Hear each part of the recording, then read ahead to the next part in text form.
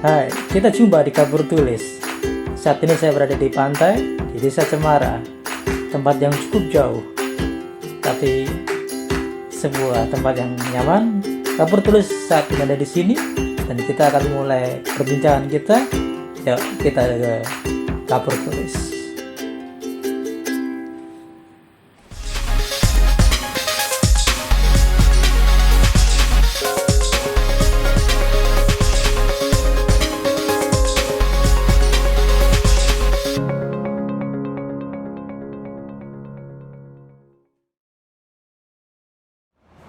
Kembali kita di Kapur Tulis. Kali ini saya berada di ujung pulau, saya di pinggir pantai. Seperti gambar yang tadi kita lihat, karena narasumber kita sekarang tinggal di pesisir pantai. Kita kenalkan Ibu Agus Geri. Iya. Atau Tuhan Rohaniwan di ujung di pesisir pantai Laut Jawa. Kali ini kita akan membahas mengenai Hagar dan Sarah. Apa, bagaimana karakter mereka dan juga persamaan bahkan pelajaran dari mereka akan kita kupas bersama. Iya. Hari ini kita akan membahas tentang Hagar dan Sarah. Kita tahu Hagar dan Sarah sangat terkenal atau identik dengan kisah Abraham. Mengikut dari perpindahan dari tanah mereka yang kaya sampai mereka berjalan dengan iman mereka, yang mereka nggak tahu akhirnya ujungnya sampai mana, akan ada apapun yang mereka nggak tahu. Berarti di antara sosok Sarah maupun Hagar yang kemudian muncul nantinya ada kesedihan, ada ketekunan. Bagaimana kalau kemudian memandang tentang Hagar dan Sarah? Shalom, selamat pagi semuanya. Nah, dari kedua wanita ini kita bisa melihat bagaimana mereka adalah tidak bisa dipisahkan dari yang namanya kehidupan Abraham. Karena kenapa? Sarah adalah istri sah dari seorang Abraham, dan Hagar adalah seorang pembantu, ya, seorang budak yang selalu setia bekerja kepada seorang Sarah. Jadi ini tidak bisa dipisahkan dari kehidupan Abraham. Mereka ada di dalam kehidupan keluarga Abraham, walaupun status mereka masih berbeda. Ya. Nah, makna rohani, ya, baik itu yang harus apa kita lakukan maupun yang memang tidak boleh kita lakukan. Ya. Yang pertama adalah dari Hagar. Kita melihat di dalam Alkitab, dalam Kejadian pasal tertulis di dalam Kejadian pasal 16, pasal 18 dan pasal 21. Bagaimana kisah mereka di situ ditulis, ya. Terlebih seorang Sarah yang memang adalah salah seorang pilihan Tuhan untuk mendampingi seorang Abraham. Namun kita melihat dulu di dalam pasal 16 di sini, ya, seorang Hagar diceritakan di sini bagaimana seorang Hagar ini walaupun kehadirannya sebagai seorang istri daripada Abraham itu bukan yang disetujui oleh Tuhan, tetapi adalah atas keinginan kemanusiaan, ya, yang muncul dari seorang Sarah. Karena kenapa? Sarah tidak bisa memberikan keturunan kepada Abraham pada saat itu karena memang dia mandul, dan kedua adalah di masa tuanya sudah tidak mungkin secara kedokteran, ya, secara manusia, ya, maka dikatakan itu kan dia sudah mati lahir. Nah, kalau kita lihat dari kedua wanita ini, pasti kulturnya mereka sangat jauh sekali berbeda, ya. Latar belakang mereka sangat jauh berbeda. Yang pertama adalah latar belakangnya, ya, dari etnis sudah pasti beda. Karena dari garis keturunan dari seorang Sarah dan Hagar sudah pasti jauh sekali berbeda. Seorang yang orang Israel, keturunan Israel, bangsa Israel, dan keturunan bangsa Kanaan pada saat itu. Dan yang kedua adalah dari status, ya, status antara Hagar dan Sarah sangat jauh lah, ya. Bagaimana seorang Hagar itu hanya seorang pembantu dan Sarah itu adalah kedudukannya sebagai seorang nyonya, ya, di dalam rumah tangga Abraham pada saat itu. Nah, dari kisah ini kita melihat bahwa perbedaan inilah, ya, yang nanti memang akan diceritakan di dalam Alkitab ini, bahkan sampai kepada keturunan mereka juga. Ketika memang lahir dari kedua perempuan ini seorang anak dan sangat jauh berbeda, bagaimana Tuhan juga memberkati keturunan dari kedua perempuan ini.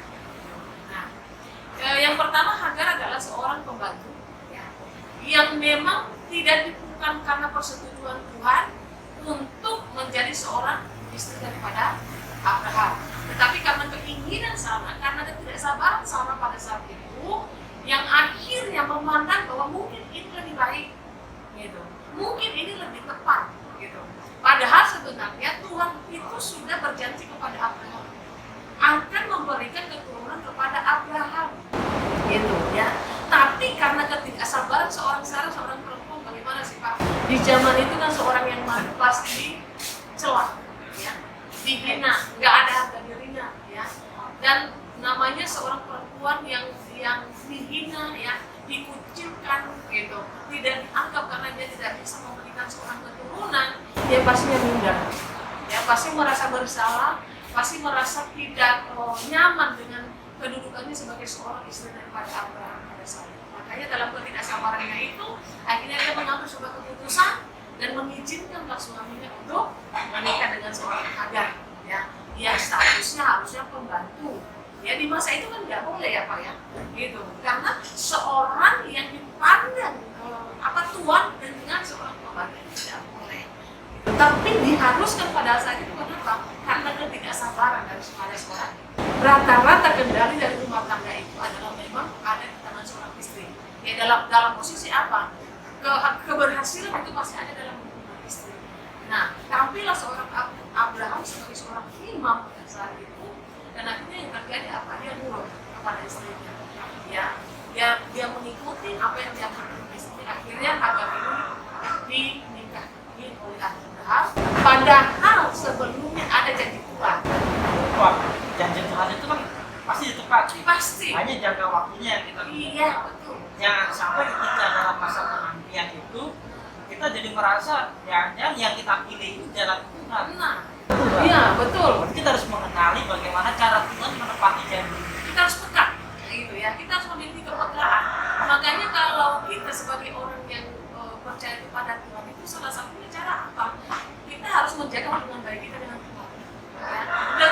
Dengan kita menjaga hubungan baik dengan Tuhan, akhirnya kita memiliki kepekaan dan akhirnya kita tahu mana yang harus kita ambil, ya, mana yang harus kita putuskan, mana yang harus kita lakukan, mana yang nggak boleh. Yang artinya apa? Rancangan Tuhan itu adalah kita tidak tahu, ya. Dan bagaimana dia bekerja, bagaimana dia bawa kita ke dalam sebuah hasil yang maksimal nanti, walaupun kita di tengah proses. Kalau saya lihat di sini yang harus kita ambil pertama adalah sabar menanti janji Tuhan, ya. Karena kenapa? Sarah sudah tahu Tuhan akan memberikan keturunan kepada Abraham dengan cara Tuhan, ya. Dengan cara Tuhan, bukan cara manusia. Itu kalau kita memang lihat secara fisik mereka nggak mungkin tahu. Abraham sudah lanjut umur, ya, bahkan ketika melahirkan Ishak kan umur 100 tahun. Artinya secara kedokteran tidak mungkin itu memberikan keturunan lagi seorang wanita yang sudah tidak bisa haid atau menopause lagi memberikan seorang keturunan, nggak mungkin. Itu bahkan umurnya juga sudah tua, ya. Tapi kalau cara Tuhan itu sudah pasti bisa, Pak, menepati janjinya pada waktunya. Jadi bukan menepati janjinya pada waktu kita, enggak, gitu ya. Kalau Tuhan menepati janjinya pada waktu kita itu pastinya nggak maksimal. Ya, ketika yang berjanji itu sang pemilik hidup, ya, seharusnya nggak ada keraguan kan? Yes, seharusnya. Karena yang punya hidup itu yang jamin kita. Betul. Apa juga kita pakai cara-cara itu? Betul. Yang pertama sih sebetulnya betul peka. Ya. Kita tahu cara dan jalan. Kalau kita nggak tahu waktunya, ya kita tahu cara dan jalan. Kalau sekiranya jalan yang kita akan pilih ini sudah bertentangan dengan Tuhan, pasti nggak diberikan jalan. Betul.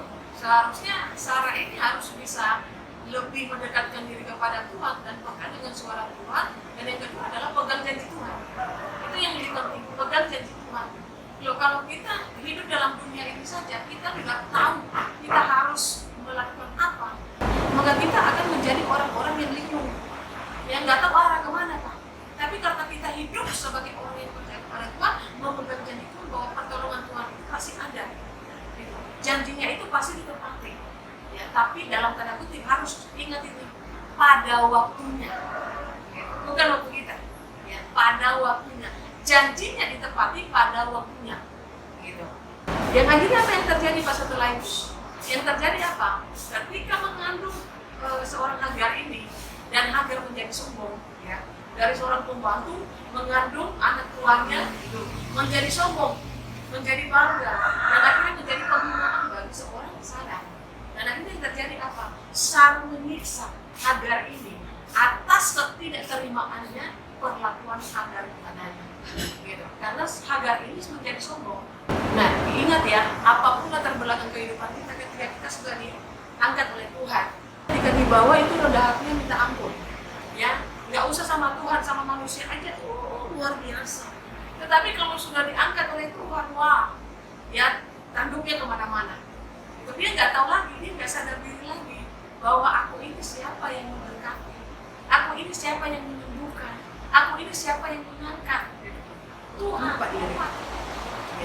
Nah, kalau si Sarah ini atas tindakannya, dia juga terima akibatnya.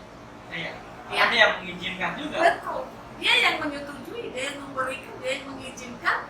Karena tidak atas dasar persetujuan Tuhan, maka ada akibat yang fatal yang harus kita terima. Kalau kita bertindak ya tanpa persetujuan Tuhan, maka percaya ada akibat yang fatal yang harus kita terima. Makanya ada pepatah apa, pikir-pikir dulu sebelum bertindak. Firman Tuhan juga berkata seperti itu, ya. Pikir-pikir dulu, menyimak dengan baik dulu, harus benar-benar jeli, ya, sebelum melakukan sebuah tindakan. Nah, Sarah menerima akibatnya apa? Diperlakukan tidak benar oleh seorang Hagar. Dan akhirnya apa? Dia melakukan perbuatan yang tidak baik juga kan? Ya, membalas kejahatan dengan kejahatan. Jadi dua-duanya ini ada makna yang harus kita ambil gitu ya. Dari sikap mereka, dari tindakan mereka, terlebih kalau kita lihat sebenarnya pada pribadi Sarah. Ya. Karena kan dia adalah istri sah dari Abraham. Otomatis istri dari Abraham itu adalah dituntun di dalam kebenaran Tuhan. Ya. Proses belajarnya pun bukan proses belajar yang singkat. Ya, betul gitu ya. Tapi ternyata dia tidak memiliki kepekaan dalam seluruhnya ya, dalam seluruhnya. Bisa bayangin ya, suaminya dekat dengan Tuhan, tapi istrinya justru tidak peka dengan suara Tuhan. Gitu ya. Bukan salah Abraham, bukan. Tapi karena apa? Itu adalah anak pribadi. Betul. Karena kenapa hubungan kita dengan Tuhan bukan atas dasar karena suami yang membawa kita, tidak. Tapi kita sendiri harus membangun. Gitu. Dengan kita pekat kepada Tuhan, berarti kita juga dekat hubungannya dengan Tuhan, baik hubungannya dengan Tuhan. Gitu. Ya, jadi saya melihat di sini ada beberapa hal yang penting. Dan yang seterusnya adalah kita melihat ada hal yang paling penting kita ambil dari Sarah.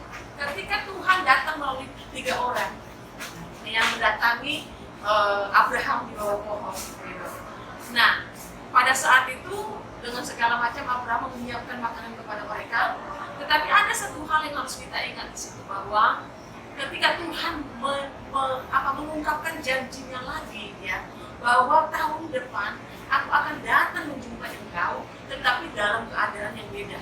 Dalam arti apa? Tahun depan Sarah akan mengandung dan melahirkan seorang anak. Yang terjadi apa? Sarah menertawakan suara itu. Dia menertawakan suara itu, katakan di sini apa? Dia tertawa. Ya, tertawa di sini dalam arti apa? Mengabaikan perkataan Tuhan, yes. Menurut saya, ya, dia mengabaikan perkataan Tuhan. Dia nggak ingat janji Tuhan. Ya, bahwa sebenarnya kamu memang mengandung akan memberikan keturunan kepada Abraham. Dari keturunanmu lah akan muncul seorang anak perjanjian. Tapi dia tidak begitu. Dia bahkan ketika mendengar, masa sih Tuhan? Betul nggak? Ya, tetapi kalau secara manusia kita pikir-pikir juga nggak, betul, wajar lah Sarah begitu. Ya, wajar secara manusia, ada kewajaran. Kenapa? Karena dia memang melihat yang nyata. Makanya kita harus percaya, kita harus pakai iman. Iman adalah Ibrani 11 ayat 1. Iman adalah dasar dari segala sesuatu yang kita harapkan dan bukti dari segala sesuatu yang kita lihat. Iman itu belum ada. Ya, kalau kita beriman karena sudah ada, itu bukan iman lagi. Ya, tapi iman itu karena belum ada. Yang artinya Sarah hanya melihat fisik mereka pada saat itu. Loh, Tuhan bisa menjadikan segala sesuatu. Ya, Tuhan bisa mengubah apapun. Ya, tapi Sarah masih belum peka dengan itu. Ya, belum mengerti akan hal itu, bahwa Tuhan sanggup melakukan itu. Bahkan di dalam ayat 18 di sini ketika Sarah menertawakan hal itu, Tuhan berkata, apakah ada yang mustahil atau apakah ada yang tidak sanggup? Karena Sarah menertawakan pernyataan Tuhan itu, perkataan Tuhan itu, yang harusnya dia harus mengaminkan. Sebagai orang yang dekat dengan Tuhan, yang punya hubungan baik dengan Tuhan, dia harus mengaminkan. Amin.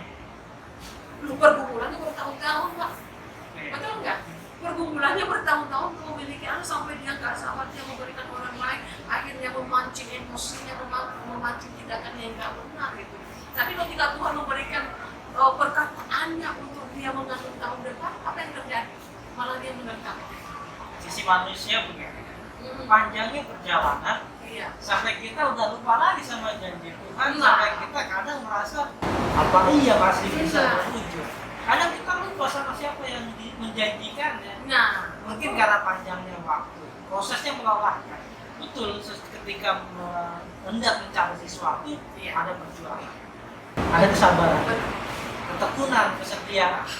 Karena ketika memperoleh janji Tuhan hanya orang-orang yang pantas. Betul. Kepantasan itu diuji seiring waktu. Betul. Kelelahankah gitu? Nah, Kadang-kadang kan yang membuat kita kalah karena kita hanya lelah, iya. bukan karena kita nggak mampu Iya. untuk mencapai janji-janji Tuhan itu.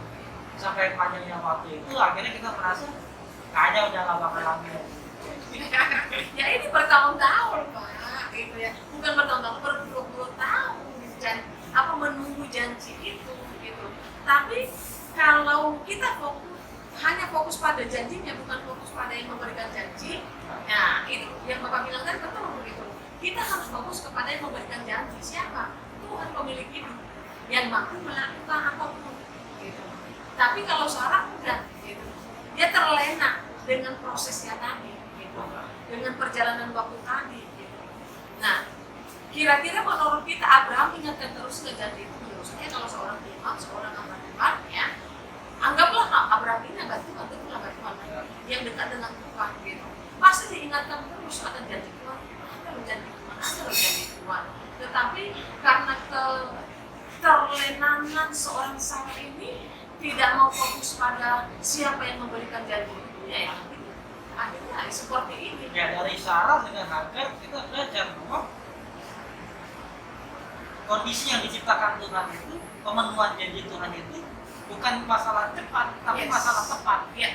Waktunya bukan waktu Waktunya. yang cepat, tapi waktu yang tepat. Makanya saya katakan tadi dia menepati janjinya pada waktunya.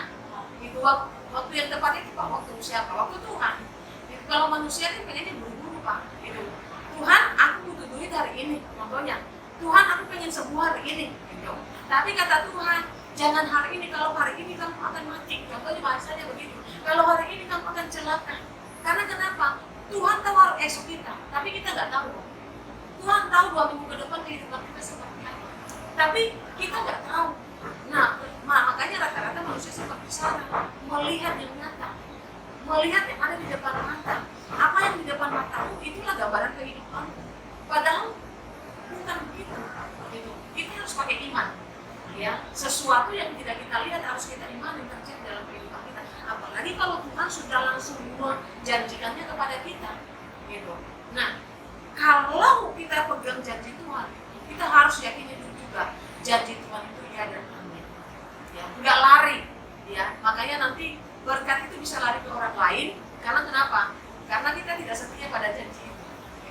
Kita nggak mau memenuhi prosesnya. Tapi ada satu hal yang harus kita pahami. Yang paling penting adalah ending dari cara kerja Tuhan adalah mendatangkan sukacita, mendatangkan kebahagiaan, mendatangkan damai sejahtera. Ya. Apa yang terjadi walaupun Sarah menertawakan firman Tuhan ketika Tuhan berkata, tetapi tetap Tuhan bekerja dengan caranya. Ya. Tetap dia bekerja, harus ada keturunan dari seorang Abraham yang dilahirkan oleh seorang Sarah. Dan akhirnya terjadi kan lahir seorang Ishak. Ya. Walaupun melalui proses panjang, tapi Tuhan tidak pernah bekerja setengah-setengah. Tuhan bekerja itu serius Pak. Ya, nggak seperti manusia. Kalau manusia udah capek, nggak terpenuhi, udahlah, biarlah. Tapi kalau Tuhan enggak, apa yang sudah dia janjikan start dari awal, pasti nanti di endingnya Makanya saya katakan ending dari cara kerja Tuhan adalah mendatangkan sukacita, kebahagiaan, dan damai sejahtera. Ya, jadi harus pegang janji Tuhan. Ya, jangan lari daripada itu. Sama halnya ketika tadi disebutkan bahwa hidup itu beriman. Ya, Saya berpikiran bahwa semua orang kan nggak ada yang kalah dari esok. betul, Tapi kalau ketika kita tidak berjalan dengan iman, hidup kita jadi teka-teki. betul. Kalau orang lain hidup kita tahun depan ada misteri, hari depan ada misteri. Iya misteri. Selama kita masih dekat Tuhan itu misteri. Iya. Karena misteri itu tinggal dibuka, episode bisa diselanjutkan. Tapi ketika kita tidak beriman, hidup itu teka-teki. Betul. Kita melakukan A, besok jadi B, Iya. kita harus pikir lagi. Iya. Hidup kita nggak ada Ini apa. kayak meraba-raba jadinya Iya. gitu loh. Ya. Nah tapi kalau kita hidup di dalam iman kepada Tuhan, karena kenapa Pak? Tuhan itu udah atur hidup kita. Yang terjadi hari ini pun itu Tuhan sudah atur beberapa minggu yang lalu, contohnya di Pasir. Ya, yang akan terjadi 2 minggu ke depan Tuhan sudah atur hari ini. Gitu. Yang artinya Tuhan tuh sudah tulis semua di dalam pembukuannya Dia. Nah ya kehidupan kita tuh udah ini. Mungkin Tuhan sudah tulis kehidupan kita itu sampai di garis finish kehidupan kita nanti. Gitu. Ya. Tapi manusia tidak mengerti akan hal itu. Makanya pakai iman. Ya, pakai iman di dalam Tuhan, dan kedua adalah pegang janji Tuhan. Karena janji Tuhan itu ya dan amin. Enggak lari Pak, enggak lari. Larinya adalah pindahnya janji Tuhan itu ke berkat Tuhan itu kepada orang lain, karena kita tidak mau sempit dalam janji. Penerimaan kita terhadap cara kerja Iya. Tuhan itu menentukan perkenanan Betul, Tuhan. sangat betul sekali. Ya, walaupun butuh proses, karena gini, tidak ada anak sekolah dasar yang langsung kelas 6. Pasti dia harus dari kelas 1 sampai kelas 5. Betul nggak? Dan setiap hari dia harus diuji, harus diberikan pelajaran. Pelajarannya pasti berbeda-beda Pak. Kelas 1, kelas 2, kelas 3. Nah untuk menerima janji Tuhan itu juga, artinya kita ketika menerima janji kita di puncaknya janji Tuhan sudah menerima itu. Tapi harus melalui proses dulu. Itu prosesnya Tuhan itu kita nggak tahu panjang atau enggaknya. Karena kenapa? Ya, yang menepati, yang memberikan janji Tuhan. Yang mau bekerja siapa? Tuhan. Yang mau menepati janjinya siapa? Tuhan. Maka kita harus ikut prosesnya Tuhan, bukan prosesnya kita. Gitu. Kita harus terjun di dalam proses itu. Terserah mau lama, mau enggaknya, mau bertahun-tahun, mau enggaknya, ya. Makanya kita jangan pakai cara kita manusia. Mau lewat sana, mau Iya, lewat itu ini, cara mau cara Tuhan. ini, cara ini. Mau nancep terserah Tuhan. Karena kenapa? Dia yang menepati janjinya. Gitu. Dia mau bekerja. Mau kelihatan yang udah sampai atas terus belok lagi, Iya. baru ke atas lagi ya terserah.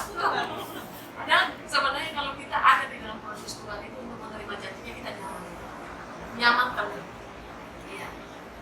Walaupun kadang-kadang Kadang-kadang sih, kadang-kadang. seperti di laut kita naik kapal, lalu ombaknya gede. Nah, begini caranya gitu kehidupan kita di atas kapal. Tetapi ketika nyampe endingnya yang ada apa? Sukacita. Lupa semua itu segala capek Betul, lain. proses itu. Nah, karena kenapa kita ada di puncak, Pak? Gitu. Ya, tapi satu laut jangan sombong. Itu yang pertama saya katakan tadi, seperti seorang pembantu yang diangkat untuk menjadi seorang pendamping majikan, melahirkan anak, ya mengandung anak tapi sombong. Nah ini bahaya juga, gitu ya, bahaya juga. Harus tetap rendah hati di hadapan Allah. Dan akhirnya yang terjadi apa? Anak perjanjian lahir, seorang Ishak. Ya. Dan perbedaannya kan sangat jauh sekali. Tuhan menjanjikan, ada janji Tuhan kepada anak Hagar, seorang Ismail gitu. Tapi janjinya hanya sebatas aku akan memberikan keturunan banyak, gitu. Ya. Tapi kalau janji Tuhan kepada Ishak yang lahir dari seorang Abraham dan Sarah itu sungguh luar biasa. Itu janjinya, ya. Karena kenapa? Dari Ishak lah akan lahir keturunan, bahkan sang juru selamat. Ya. Jadi itu pewaris garis keturunan sang juru selamat. Itulah endingnya sebenarnya kalau kita paham. Makanya kalau kita kehidupan dalam dunia ini ya, kadang-kadang orang mengeluhnya hanya karena puyeng, contohnya bahkan gitu lah ya, hanya karena puyeng. Tapi ketika sudah diberkati gede oleh Tuhan, besar oleh Tuhan, wah luar biasa ini gitu ya. Semangatnya luar biasa. Tapi dikasih sakit puyeng gitu, udah ngeluhin minta ampun. Nggak mau proses, rata-rata kan kalau saya begitu Pak, nggak mau hidup dalam proses. Tapi hanya orang-orang yang dikenal Tuhan lah, gitu. yang mau memberikan hidupnya untuk diproses oleh Tuhan yang akan menerima hadiah. Agar sudah mendapat bagiannya upah. Sarah mendapat bagiannya juga upahnya. Pun juga Abraham. Ya. Kisah mereka mengajarkan ketekunan, kesetiaan, iman yang percaya, bahkan kerendahan hati. Closing statement ya, silakan. Jadi sebagai orang yang percaya kepada Tuhan, Bapak Ibu sekalian, teman-teman sekalian, ya, kita sudah belajar tadi dari kisah Hagar dan Sarah. Mari bersama tetapkan hatimu pada satu pribadi, yaitu Tuhan yang mampu memenuhi janjinya. Ya, Tuhan tidak pernah lalai menepati janjinya. Dia tetap pada prosedur yang ada. Ketika kita setia, ketika kita taat, dan ketika kita tetap berpegang pada janji itu dan fokus kepada sang pemberi janji itu, maka percayalah yang terbaik yang terjadi dalam hidup kita. Dengan catatan proses tetap ada, ya, proses tetap ada, kehidupan kita pasti berliku-liku dulu, tetapi hasilnya adalah yang terbaik yang Tuhan berikan. Ya, terima kasih banyak Ya. untuk waktunya dan Ya, Pak. pada hari ini. Ya, pemirsa yang bertulis, sekian obrolan kami hari ini. Kita jumpa lagi di minggu depan. Pesannya, jadilah kita orang yang taat, setia, dan tetaplah kita menjadi orang-orang yang rendah hati. Sampai jumpa minggu depan. Yang bertulis tetap eksis.